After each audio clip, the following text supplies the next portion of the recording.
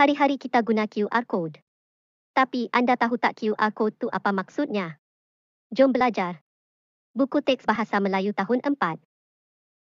Hai, selamat pagi dan selamat sejahtera. Kembali lagi bersama saya Cikgu Yusof dalam pembelajaran Bahasa Melayu penulisan. Seperti biasa, bagi anda yang masih lagi belum tekan button subscribe, bantu saya klik dan tekan butang subscribe di bawah video ini.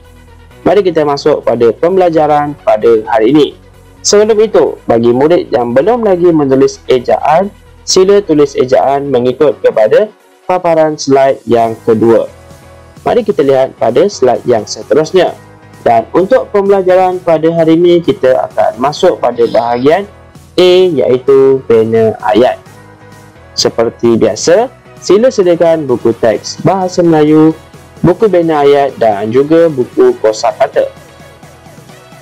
Untuk buku teks Bahasa Melayu, murid perlu membuka buku pada muka surat 129.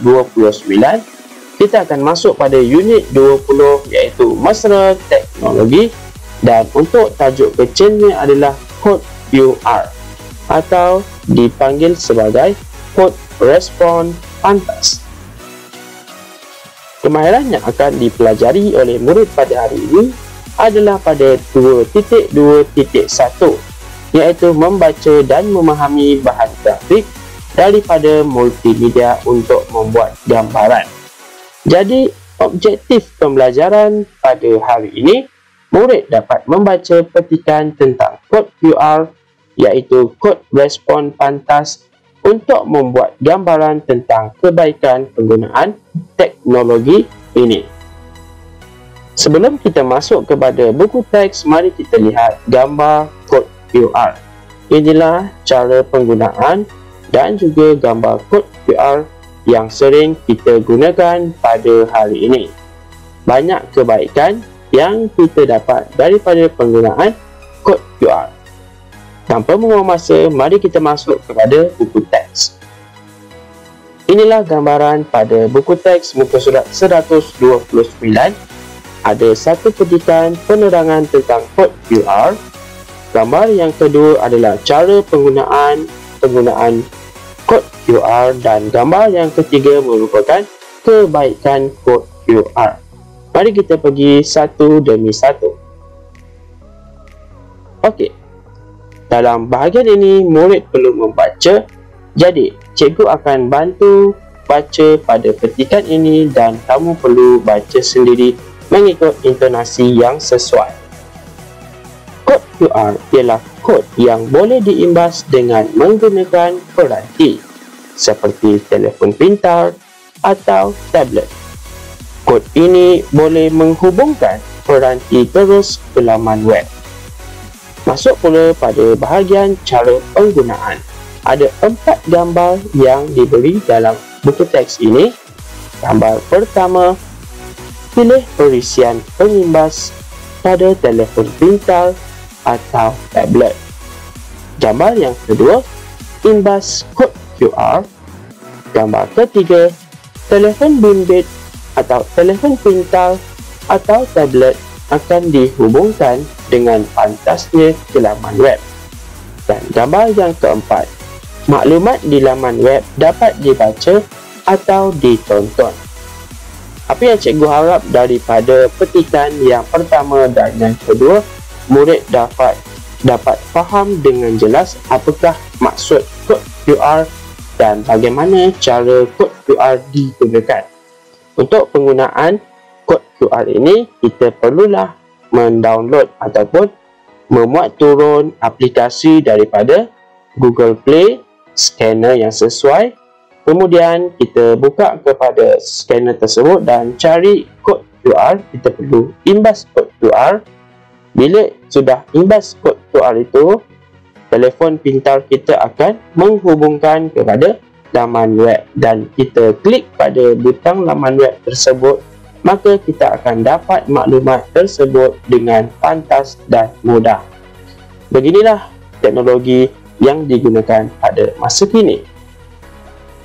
Mari kita lihat kepada bahagian kebaikan kod QR. Pada bahagian ini ada 3 jawapan yang perlu kita letak. Namun begitu, jawapan pertama telah diberikan. Apakah kebaikan kod QR? Kod QR ni banyak kebaikan dia. Yang pertama, memperoleh maklumat dengan pantasnya. Jadi, cikgu beri kamu masa untuk kamu fikirkan sejenak apakah jawapan yang sesuai dan apakah kebaikan kod QR kepada kita.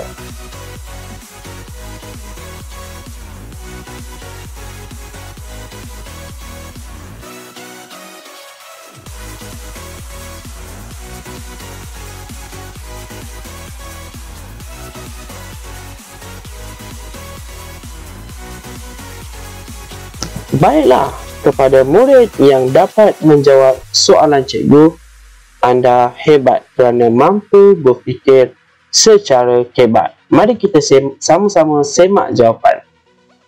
Untuk kebaikan kod QR yang kedua, kita dapat menyimpan data yang banyak.